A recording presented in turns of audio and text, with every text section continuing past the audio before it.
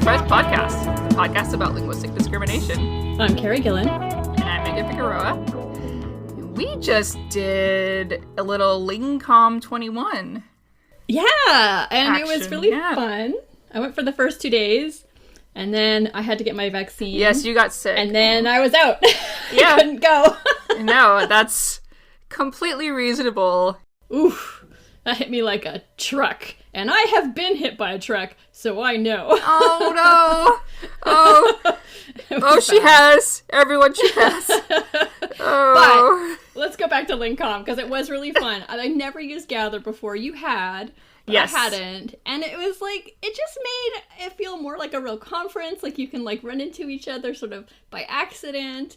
Oh, yeah. And just, like, chat together with a small group of people. I don't know. It was just... It was interesting. I was not expecting to like it. Of course I was expecting to like the panels or whatever, but right. Not so much the whole experience. And the whole experience was actually quite charming.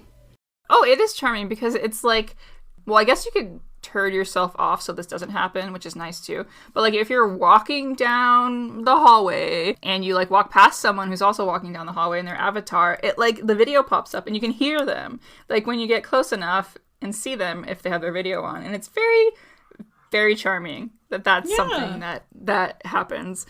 I think we have Gretchen and Lauren from Enthusiasm to thank for inviting us onto the panels.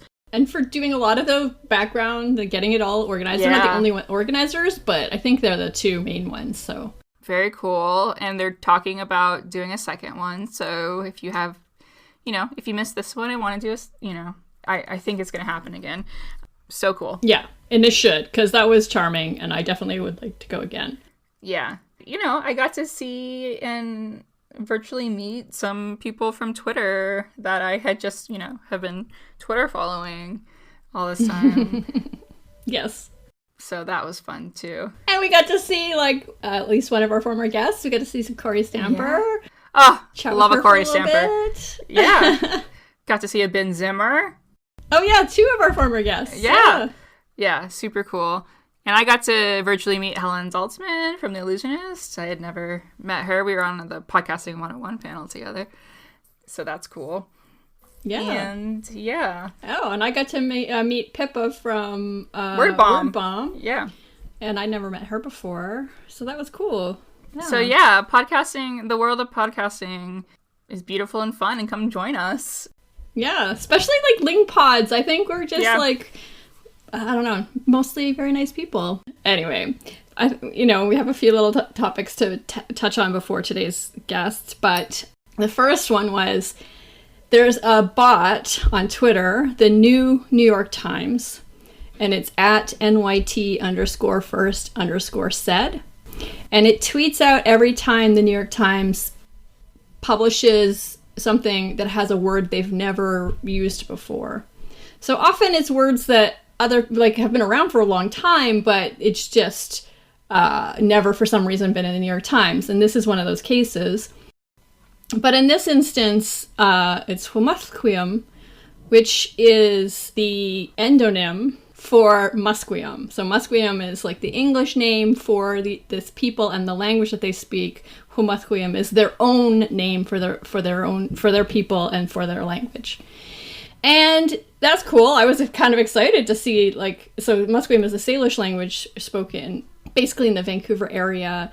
And it was part of a land acknowledgement, actually. And I was kind of excited because, you don't get to see Salish, in Salish very often. And I was so disappointed to see so many people make the exact same joke, including some linguists. Oh, is that Elon Musk's second child? People, stop. Take a breath. If you see something that looks, really weird to you, think that maybe there's a reason it looks weird because it has sounds that don't exist in English. So it might be the name of a language or a person who is not the very privileged child of 2 privileged white people. Right. Anyway, I was just upset. And I was like, I probably would have been more upset, but I was still like suffering the effects of the vaccine. So I was just sort of vaguely upset, but I was still upset. Well, I mean, so Squamish, when you don't have the diacritics that you need handy if you're typing it up, doesn't it use like a 7? It's not just when you don't have the diacritics. It's the actual official orthography uses the 7 for a glottal stop. So Okay. Squamish, which was also actually in this same article or op-ed or whatever it was, because it was a land acknowledgement, and there are 3 communities that are always thanked together in this area because they shared territory. So the Homasquium, Squamish, and Tsleil-Waututh, which in English is Musqueam, Squamish, and Burrard. Right, so I remember, I guess me seeing that for the first time would have been from you, like, or a decade ago. But, like, you know, seeing a 7, I'm like, okay, this is not something I'm used to. So you might see things that don't make sense to the world that you've been living in. Right. But I don't think that making fun of it is the coolest way to respond to seeing something that you're not used to. So, yeah. Figure out what it is first. Yeah. Before you make a joke that makes you look like a fool. Right. Yeah. And like an asshole. Like An it really, asshole. Especially if you're a linguist, it makes you look like an asshole.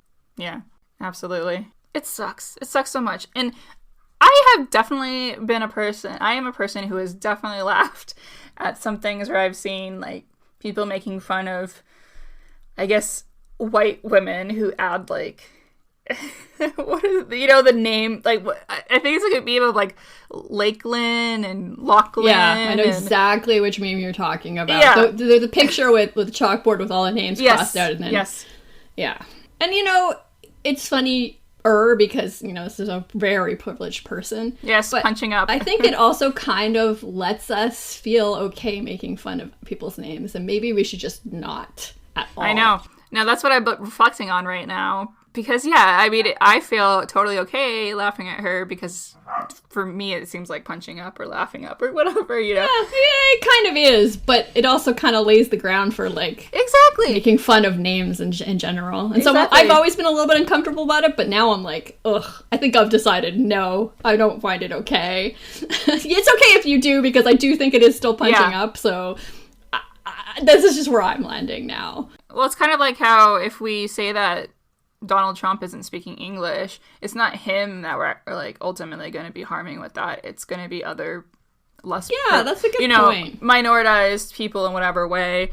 It kind of feels like that to me now that I reflect on it.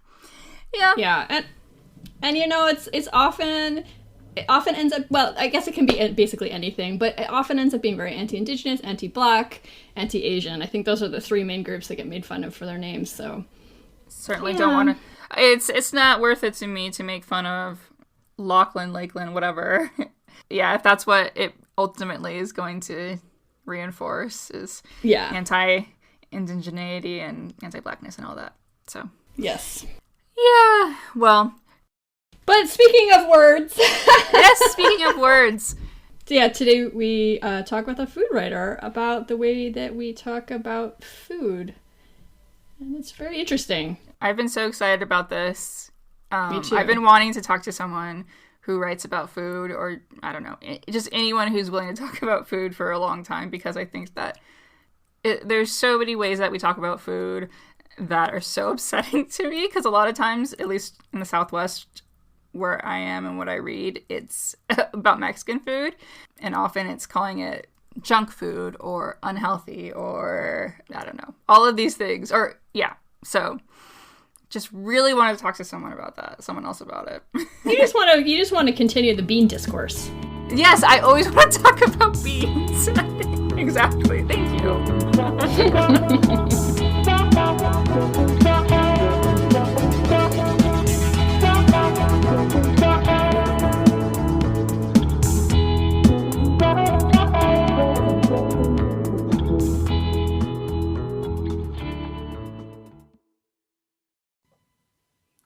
Like this show and want to make your own?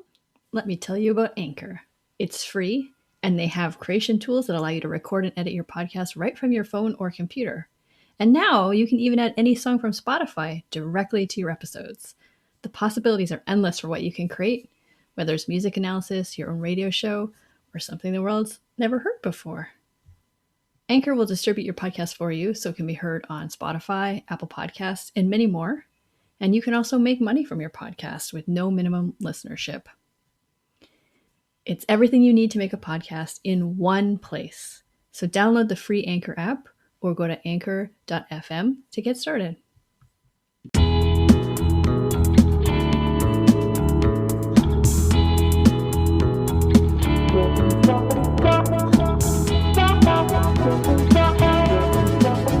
We're so excited to have Daya Saxena, who is a writer and editor from New York City. She is staff writer for Eater, and her work has appeared in GQ, Elle, the New York Times, The Toast, rest in peace, The Daily Dot, The New Yorker, Racked, Catapult, and others.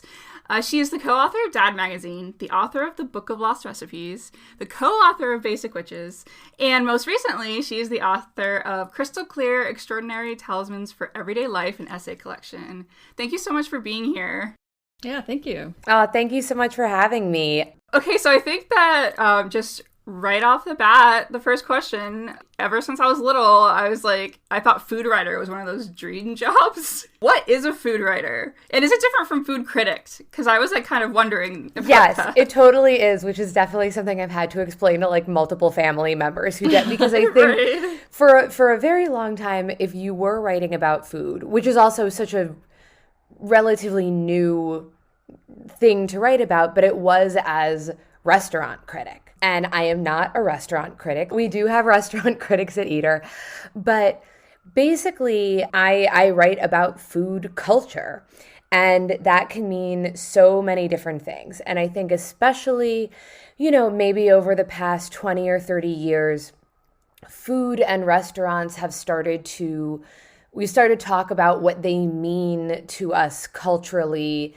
as a society, whether that's as recreation, whether that's, connecting with food through what it means for your identity. There's a lot of food that intersects with stories of immigration, stories of culture, of race, of those sorts of things.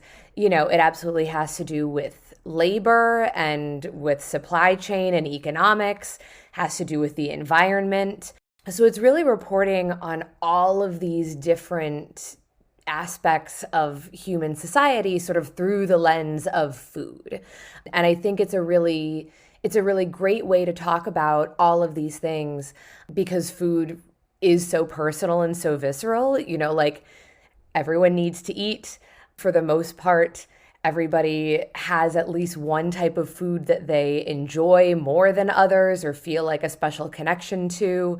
And again, for the most part, people have like working taste buds, though also with COVID, that has been such a thing of the loss of taste and how that is really personally affecting people. So I think it's a really quick and emotional way to get someone to care about, all right, do you love this restaurant? Well, their workers are trying to unionize, and here's why you should care about that story. Do you love this fruit? Here's how the environment and, global warming is putting it at risk. Like, do you love this type of food? Here's how the people who originated it are facing racism. Like, there are so many angles and so many things to play with. So it's a really great way to talk about so many things. Why did you decide to become a food writer? Sort of for that reason. Like, I like food. I like cooking. I like eating out. It was really interesting to me, I think, all the ways that people really do interact with food. And also as a millennial, I sort of came of age during the rise of, quote unquote, foodie culture. So it was sort of put upon me as well in a way that this was a thing that you should be interested in, a thing that being interested in makes you like a worldly cultured person. So I absolutely absorbed all of those ideas. And I don't think of myself as solely a food writer, but I think I'm not trying to put myself in the category of the best food writers, but I do think that the best food writers are people who are just writers about a ton of other subjects and happen to turn their focus toward food. And so I think to me it just seemed like a really interesting subject to play with and to be able to talk about a ton of different things. And how does one become a food writer? What do you need to do? I think you just need to start thinking about food along those lines. I mean, I do think that the best way to do it is, again, don't immediately limit yourself to just writing about food. Write about everything. Write about anything you want, because that will only make the times when you do write about food that much more, rich and engaging, because you've not only been looking at this one subject for your whole career, you've been looking at so many things. And so, yeah, there have been plenty of times in my career where I haven't been, actually most of my career, I have not been solely a food writer. But I do think that has helped me be able to bring other things that I think about and have reported on into food writing. Well, I feel like any kind of story, if you're writing about something, whatever it is, if you think about it, there's probably food somewhere in there. Absolutely. And it's so funny because I think I realize now that like I start thinking of food in so many other contexts. Like one of my biggest things is anytime there's like an action movie and people are running around for days and maybe the only time you see them rest is when they like stop in a motel to regroup, but whatever. I'm always thinking, I'm like, aren't you hungry? Yes. Like when did you eat? Like, when did you have time to eat? And I just want someone to acknowledge that at some point over this like 4-day chase and heist, somebody has had to stop to eat. And I want to know where, I want to know what they ate. I want to know how they made that decision. Because it's just so wild to me that they would spend that much time. I'm like, you have to be exhausted by now with how hungry you are. And no one ever gets hangry. Like, if I were in that movie, I would be hangry at, 30 minutes in. Exactly. And I wouldn't be able to focus on whatever plan we're all concocting because, and so, yeah, I think I do think truly in any story, fiction or nonfiction, there is food somewhere. And if there isn't, there should be, because you're missing something. Yeah. It reminds me of the original Star Wars, how, you don't know how long it takes. It could be just a couple of hours long, or it could be days or weeks. And you don't have anything like eating food or anything to mark the time. Right, exactly. I think you see Luke drinking that blue milk at the very beginning. And then other than that, I think there was one meal scene. But yeah, very, very few. That's funny too, how you say there's no food to mark time. I could easily break down my life in my early 30s now to sections based on what food I was kind of obsessed with at the time, or yeah, I mean, that's just how important it is. This is great because I think for a lot of people, and for me too, even though I was pretty old when Ratatouille came out, that's what I thought about when I thought about food writer. Oh, man. Interesting. That's really funny. Because that's certainly more critic, but I do think being able to think about and of course, critics do this too. Even if you're writing about a specific restaurant, I think the best critics always bring all these ideas of culture and economics and politics and whatever is going on in the rest of the world into their criticism, because it's never just a matter of does this food taste good or not, because that's subjective, right? I mean, there's certainly things where if you're literally everything I was served was undercooked and raw or had a pound of salt on it that made it basically inedible to anybody. But outside of some really extreme things, I think there's a lot to be considered when you're being a critic of okay, if this is an expensive restaurant, who has access to this restaurant? If you can pay that much money, is this a good, is this worth your money, or can you get a better meal for cheaper elsewhere? Who's the chef? Who's cooking this food? What culture food is it? And is it the culture of the chef, or what are they trying to do? There's so many questions there. And I really think, the best critics use a restaurant review to like explore much bigger things. You know, I feel terrible that I don't remember who tweeted it, but it was a food writer, I believe. And I'm Mexican American, and I've never thought this before. Someone said, we're relying on Mexican food being cheap. Yes. But it's because we see the people making it as cheap.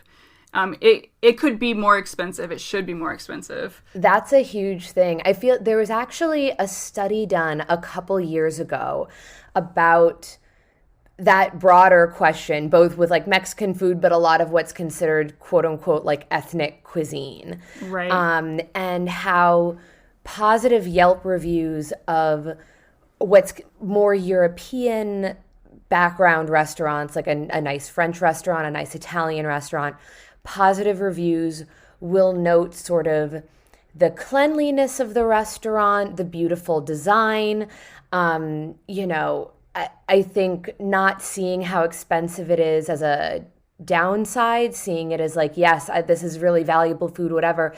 Whereas like taco places, you know, Chinese restaurants, a lot of, like what is considered ethnic food.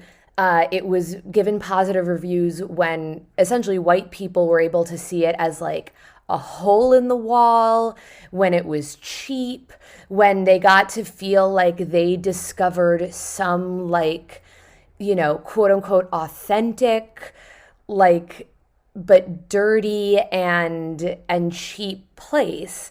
And whereas, you know, right, there are plenty of Mexican restaurants where Mexican chefs are doing innovative, interesting things, or they're just using, you know, trying to use as good quality ingredients as they can and pay everyone a fair wage. So everything is going to be more expensive. And people, it's still taken a long time for a lot of white people to understand what to do with that because they're so under the impression that this is cheap street food. And then it's hard too because it's like, and that you don't want to denigrate cheap street food because it's also great. Like it's also amazing. Yeah. And it's also amazing. It's like, right, not everything has to be highbrow expensive. Not everything has to be, you know, quote unquote lowbrow like street food or everything. But yeah, when your expectations is that one cuisine has to be one or the other, it's very weird. It's very frustrating. Yeah.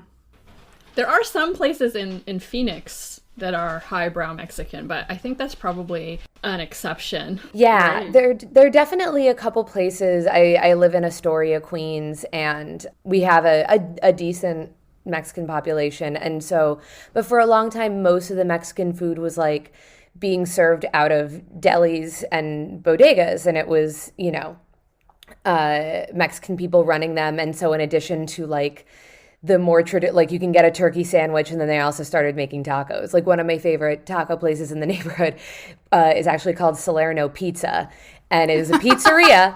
And then some Mexican people bought it, and they do serve pizza, but they have added an entire like Mexican menu to it.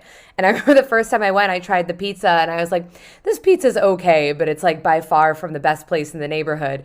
And then someone was like, no, that's actually a taco place. And I was like, what? Because they never changed the name. I love it. Yeah, but then there are, you know, and then there are more like sit-down restaurants that are, you know, either sit-down restaurants that are more of like a party atmosphere. There are sit-down restaurants that are more of a fine dining atmosphere. You know, there's a whole range, and all of them selling Mexican cuisine, and it's all, you know, and some of it is, you know, I guess, quote unquote, like the binary between traditional and authentic is also one of those things that is really like does not exist, Yeah. but like many different styles, many different influences, you know, stuff from many different regions. And so I think that it's starting to, you know, more people are understanding what that means. But yeah, I still think there's this expectation of like, it's only good if it's cheap and comes out of a taco truck. And Yeah, absolutely. You mentioned some words used to describe, you know, different types of restaurants, and we'll get back to that. But before we move on from just kind of like what it is to be a food writer, I wonder, as a woman of color, if you, or you've seen this happen to other people, have been pigeonholed into writing about certain topics? I feel relatively lucky in that, at least when it comes to food, I have not been super pigeonholed into that. And I think that is because, one, I have the ability to stand up for myself to that. Like, I am not, I mean, there are a lot of things at play. I do not feel guilty about saying, I feel like you're pigeonholing me if someone is doing that. I am also half white, so I do have, some white privilege going on in there that I think certainly benefits me. I think I do work with a team of people that is aware of this happening and really does their best to keep anybody from feeling like they have to write about certain topics. Like, I have never really been told, like, oh, here's something happening in, like, the Indian food scene, like, and now it's your job to write about that. I've absolutely turned down things that maybe I could have written and could have written well when I'm just like, I'm sort of exhausted right now and I don't feel like talking about this. Or I've said what I've wanted to say about the subject in previous pieces and I'm not interested in writing any more about this right now.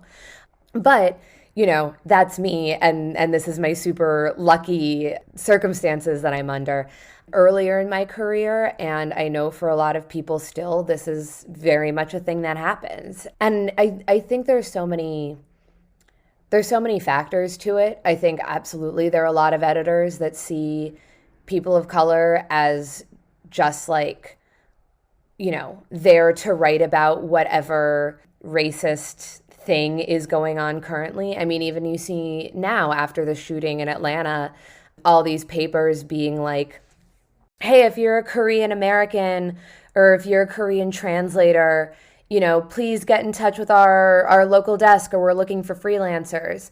And it's like, if you thought this was an important community to report on, you would have done this work before there was a shooting.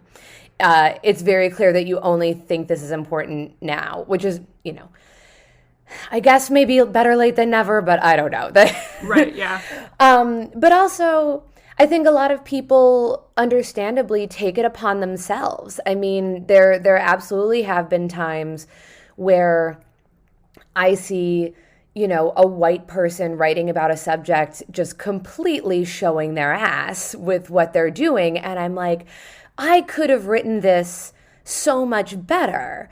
And, why didn't you ask me? Why didn't you ask another Indian person or South Asian person or, whatever the intersection of identities happens to be?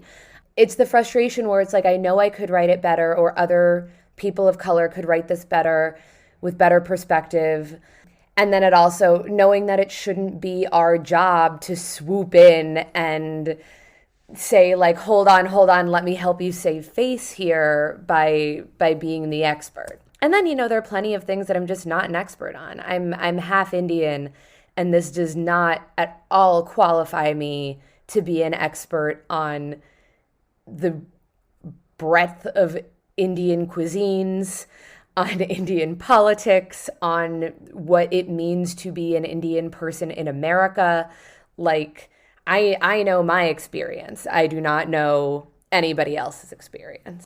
It's interesting also because the Bon Appetit thing kind of taught us that at least in some instances, people had the opposite problem. They weren't even allowed to talk about the recipes from their own communities. Right. Yeah. And this is it winds up being such a frustrating thing. And I think that there's a lot of pressure put on people of color.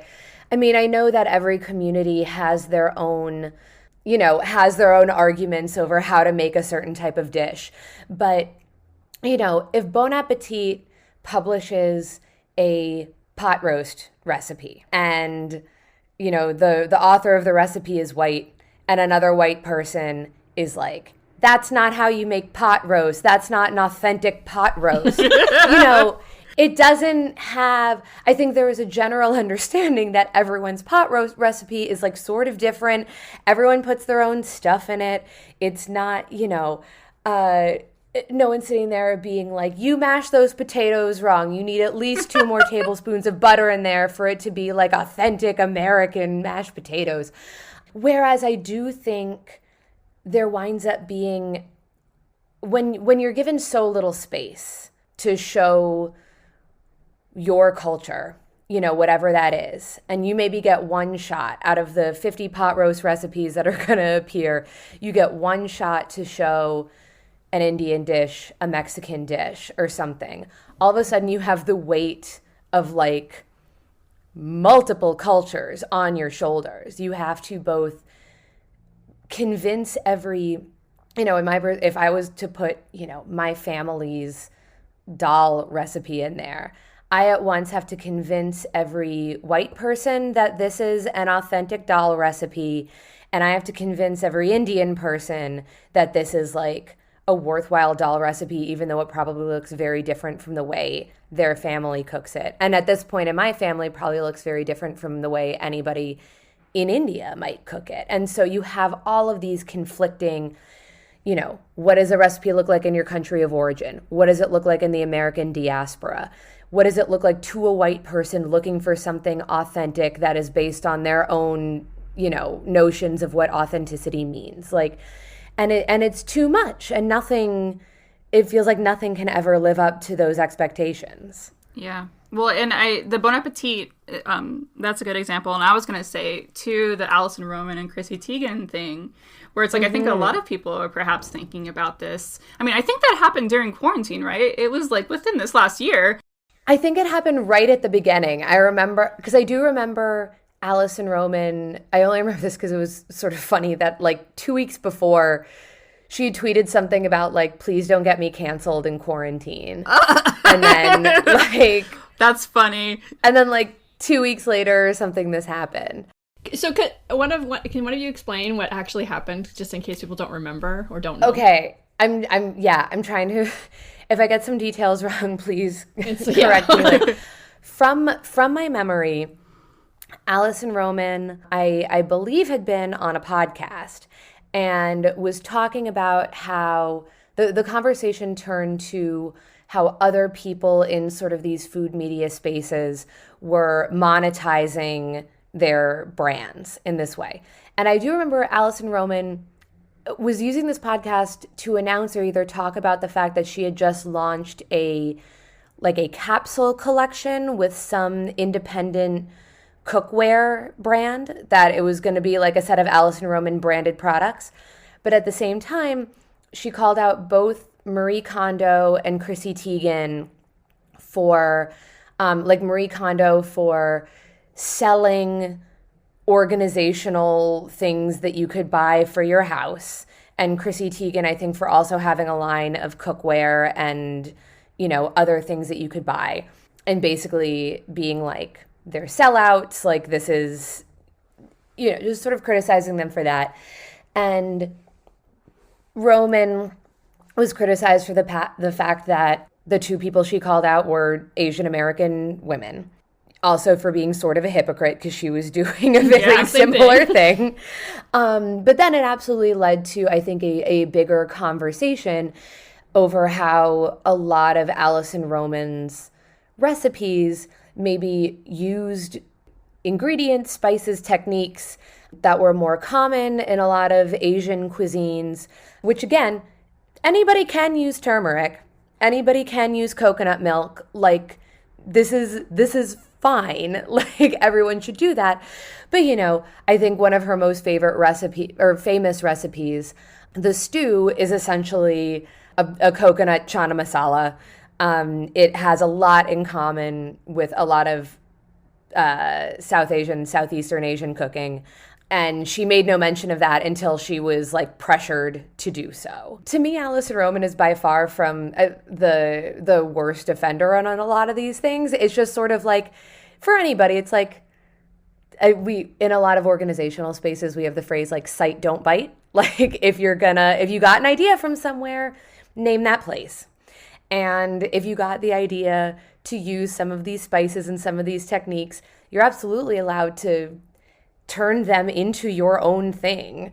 but just mention it. Just mention Yeah. it. It's that easy. It is that easy. It really is. Cite your sources. Yeah. Cite your sources. Absolutely. Nobody because Alison Roman wasn't trying to claim that she invented curry in any way.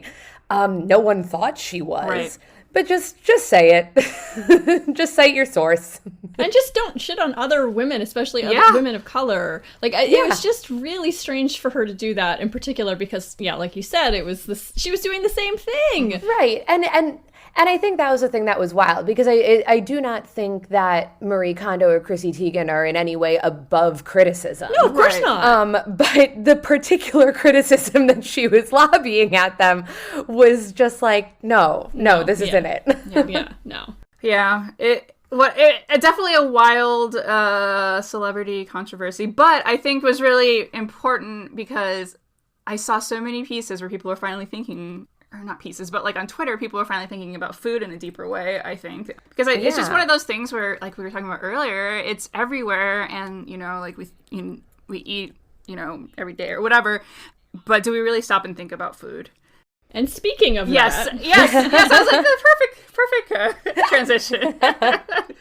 So in an essay you wrote for Eater, The Limits of the Lunchbox Moment, you address a long-standing trope that kids from immigrant families grow up being embarrassed about their food. So first, what is the lunchbox moment, and why is this idea so prevalent? Yeah. So the lunchbox moment is basically this experience that a lot of people have had. If you're an immigrant, if you're a child of immigrants, if, you are of a non-white family and your family sends you to school, it's so hard. I've tried to explain this so many times, and I have not yet come up with a good word for like the type of food that your family would send you to school with, because I don't necessarily want to say ethnic. I don't like that word. Yeah. I don't like that word.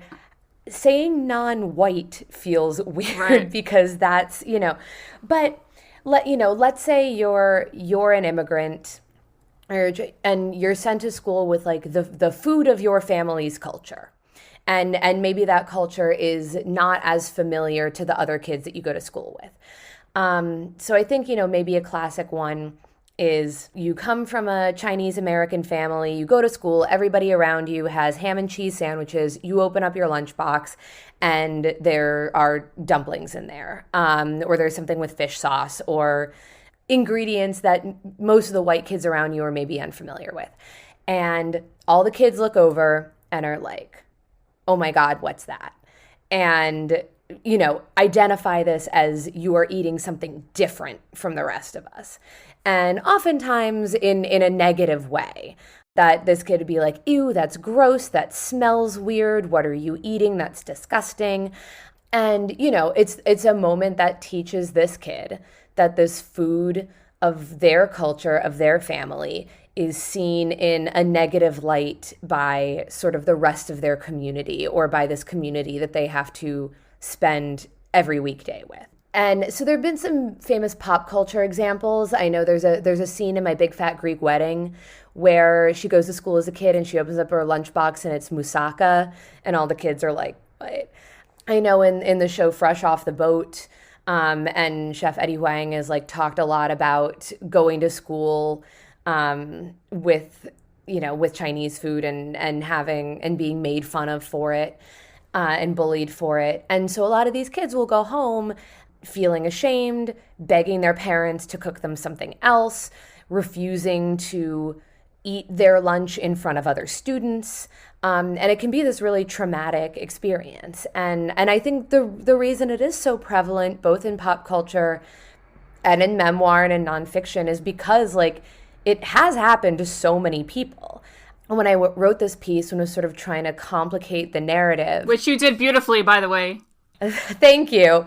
But I very much wanted people to understand that, like, I'm not saying that this is something that got overblown. Like, this happened to thousands, if not millions of people. And this really, changed a lot of people's feelings about their own cuisine, or, maybe was the first time that they realized they were different from their peers, or the first time they were made to feel guilty about it. Maybe it was the first time they experienced racism. And so it is this really powerful moment.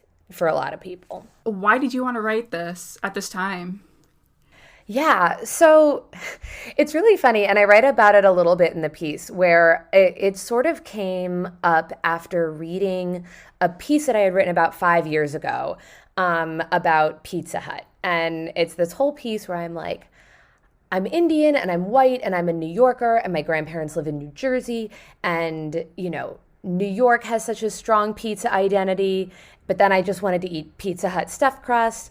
And then, you know, just sort of all these swirling identities and how I felt about food through them.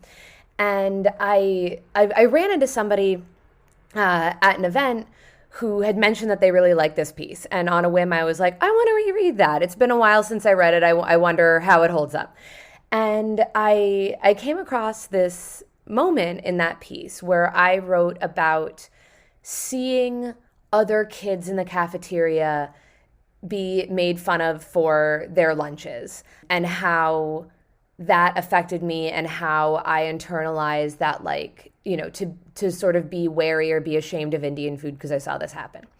And I was rereading it and I was like, I don't remember that happening. I don't remember ever seeing that. Where the hell did this come from? And it was really jarring to be like, I just put something in here that upon reread, like, I really don't think happened. And I don't think I was intentionally trying to lie. I think that that story has become so ubiquitous that I think I sort of assumed that I must have experienced it. And when I was trying to think about why I maybe felt conflicted over Indian food, I was like, well, it must have been because I witnessed something. I witnessed someone being bullied.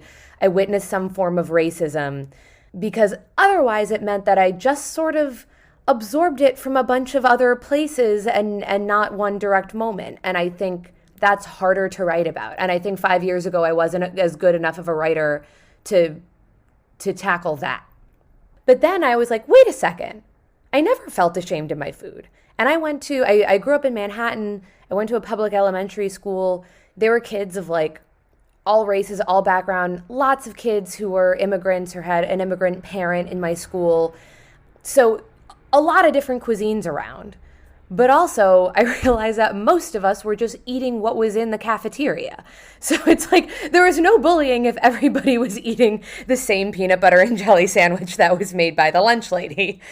And so I was wondering, like, wait a second, this is spoken of among various immigrant diasporas as a universal experience. It was sort of like, if you're an immigrant, a child of immigrants, a person of color, this has happened to you. And I wanted to be like, this did not happen to me. And I am sure there are other people that this did not happen to, or it happened to, and they didn't feel ashamed about it, or it didn't happen to, but they still felt shame about their family's food in a different way. And I just wanted to look at all of these other experiences and try to get at this idea that when we start talking about any experience as ubiquitous, as having happened to anyone, it starts to be really limiting. I think with any identity, with any label, with any experience like that, there are these aspects in which it's really enriching and sort of opens you up to things when you can connect with other people, being like, hey, that happened to you too. We can bond here. You know, you can start thinking of your identity in new ways. But then there does come a moment where if you've put yourself into this box, it then becomes a limiting space. And you're sort of like, you know, if you haven't experienced that, well, then do I fit in with this identity anymore? You know, can I talk about my identity in a way that doesn't assume that I have had these experiences? So yeah, I think I just really wanted to say there are a lot of ways that people experience their food growing up. There is no one ubiquitous experience, and we can sort of bond around that. We don't all have to have this one thing happen to us in order to be able to bond around these ideas. Yeah, we don't all have to experience the exact same trauma. Yeah. Yeah, exactly. Out of curiosity, Megan, did you ever encounter this? Yes, but it was different because I went to a like 95% like Latinx school. So the thing that was happening actually was that if you brought your lunch, it was embarrassing, quote unquote embarrassing, because of socioeconomic reasons. Oh. Yeah. So it was more like, like only the poor kids bring their lunches because they can't have the cool food in the cafeteria, which is just like so. As an adult, I'm like, the food was so terrible in the cafeteria. Like all these things that I like. Oh my God. Yeah. So just like the different way I came to it. And there's so many aspects of that. Like in a lot of the feedback that I've gotten from this piece, I've heard so many things like that. And I realized like we must have had an opposite thing because I think in my school, cafeteria lunch was like the cheaper option. And so if you brought your food to school, that was like a different thing. Or like I think too there were a lot of people with like working parents. So the idea that you had somebody who had the time to like make you lunch and send you to school with lunch is what was like a different little thing. There were a lot of people. There was like I was on a radio program and there was one white person who called in who mentioned that they grew up in like a vastly majority Mexican town in Texas. And so she was the only one essentially bringing like white food to school. Or they had some conversation in class where it's like, oh, like what does your family make for like Friday night dinner? And everyone was talking about like various Mexican food. And she was like, pork chops. Right. And the classmates are like, what? and so there are like so many different versions of this.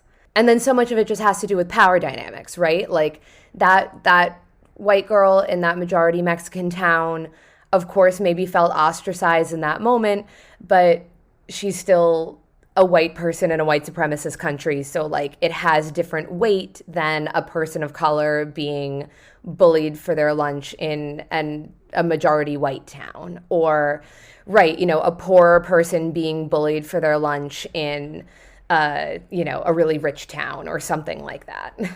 It's so complicated, and it's so like just the dynamics of the cafeteria when you're a kid is just like, I guess, I mean, like hearing you, reading your piece, it's like, it must have been just a little bit different everywhere too, depending on where you are and when you grew up. I don't think I ever ate in the cafeteria. Wow. It was just a thing that just didn't appeal. The food looked gross. Oh, yeah. So. I mean, yeah, it does now that I think about it. And it's funny, too, because when I got to high school, so then I was in a majority Anglo school, bringing your lunch was like preferred unless you got like the snack bars type stuff, unless it was Taco Salad Tuesday.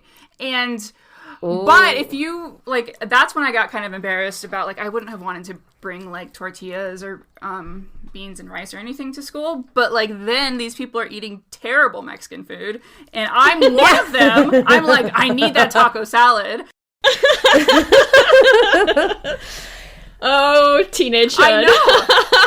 I know. Puberty's strange. Wow. Yeah. It really is. And yeah, I think that's what I wanted to show is just like, there's so many factors here, right? There are a lot of people who said their other classmates like noticed what they were eating, but in like a really curious way, being like, whoa, what is that? I've never seen that before. That's really fascinating, in a way that they just wanted to know more and they wanted to try it and thought it was cool. I think one of you just said also like when this happened is a big factor, because like I was in elementary school in the 90s, probably 10 years before would have been a totally different story in terms of maybe like what people were used to, who even was allowed to immigrate to the country, like all of these sorts of factors. And then now, and I did get some feedback of people saying like, unfortunately, like this bullying has still like happened to my grade school kid. Like it is absolutely not one of those things that's gone away just because we've been talking about food more. I think culturally people are more encouraged to like try different cuisine. It's seen as like you're a cool and cultured person if you eat a lot of different types of food. But that hasn't stopped, people from being bullied, but that, yeah, there are all these different aspects. And I think what happens is that the story of the lunchbox moment of just like, I went to school, the kids bullied me for my food, I felt shame. It's such a straightforward story. Like, those story beats are so crisp, they're so clear. They get across this huge feeling of racism and oppression so quickly that I think a lot of people, right, they flatten the story into those beats rather than talking about all the other nuances and things that might have been going around that.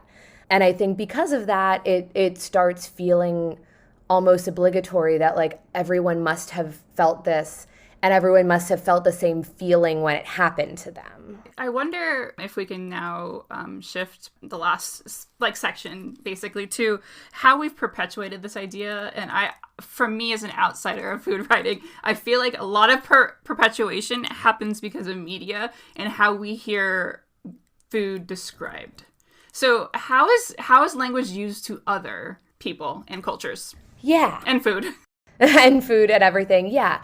I certainly think there is a tendency for a lot of food media to speak about, well, one, we've been dancing around the idea of this word ethnic cuisine. I feel like that, even though we really try to get away with it, still is so used by so many people. And it's such a weird word because it's so vague. Like ethnic. Everyone has an ethnicity. Yeah. Everyone has it. Like, what are you talking about here?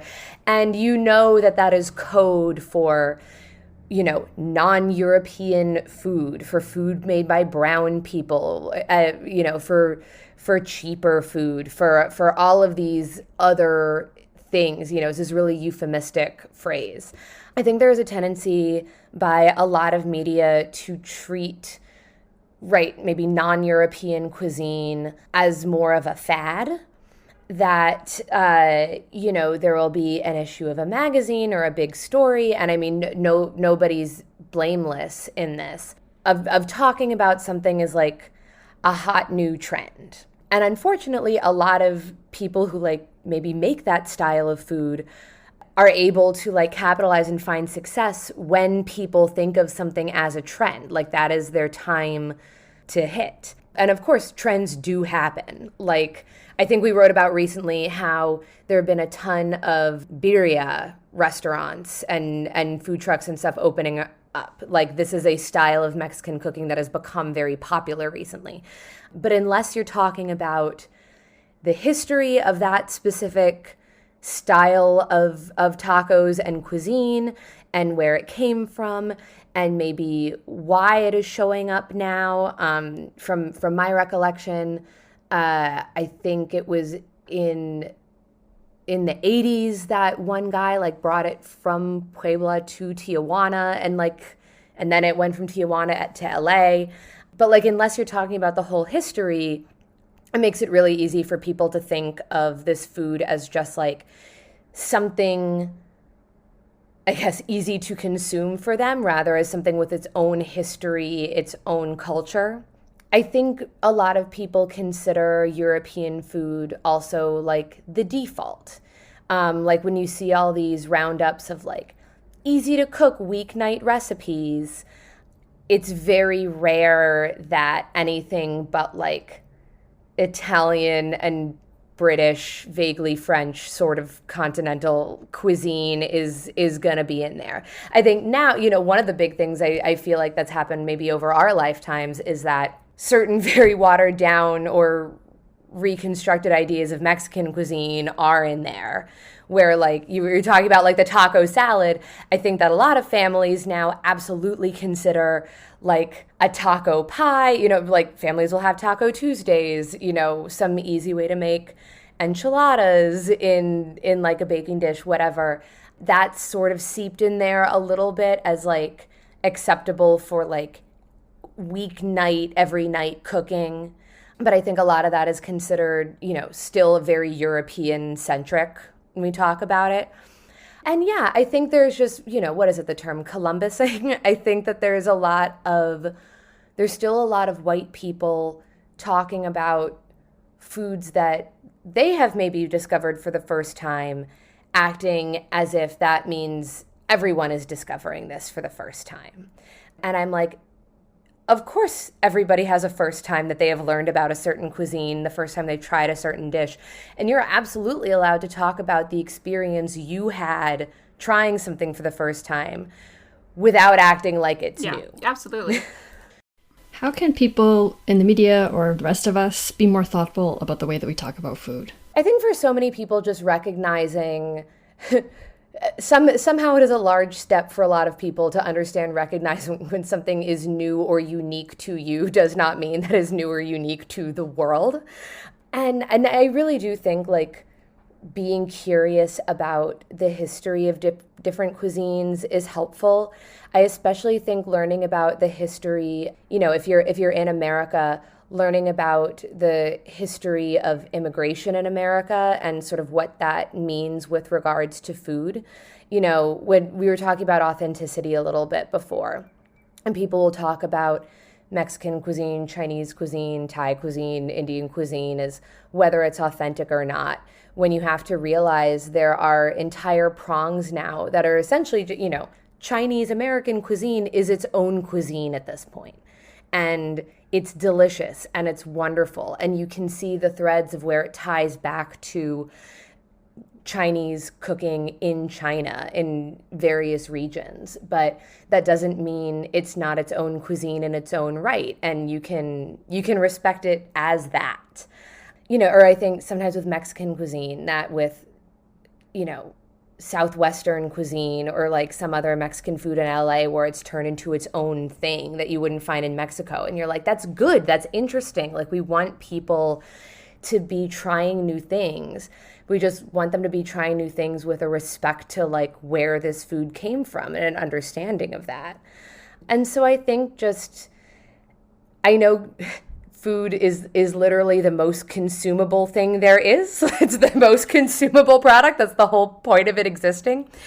But trying to see it as something that exists outside of your immediate consumption of it and what it means culturally, what it means politically, what it means regionally, all of these things is just, I think that makes it more fun to eat. I like when I have a meal and I get to talk about these things with my friends. I think that just enriches eating and cooking so much more. So hungry now. I know. It is lunchtime here, so. It's close to lunch, Yeah. Well, thank you so much. Thank you for having me. This is really great. Yeah, this was so much fun. We always leave our listeners with one final message. Don't be an asshole. Don't be an asshole. Fantastic message. This month, we would like to thank Julia Weiser, Yay! Dana Elaine, Yay! Julia Singer. Yay! Oh, 2 Julias. True, double Julia month. And it's not July. And John Laurentiev. Oh my god, there are 3 J names. Oh wow. No! J. Shit, what do you say when there's 3? Like squared is 2. What is 3? Tripled? Cubed. Cubed. Yes. J cubed. Thank you so much. The Vocal Fries podcast is produced by me, Carrie Gillen, for Halftone Audio. Theme music by Nick Granum. You can find us on Tumblr, Twitter, Facebook, and Instagram at VocalFriesPod. You can email us at vocalfriespod@gmail.com, and our website is vocalfriespod.com.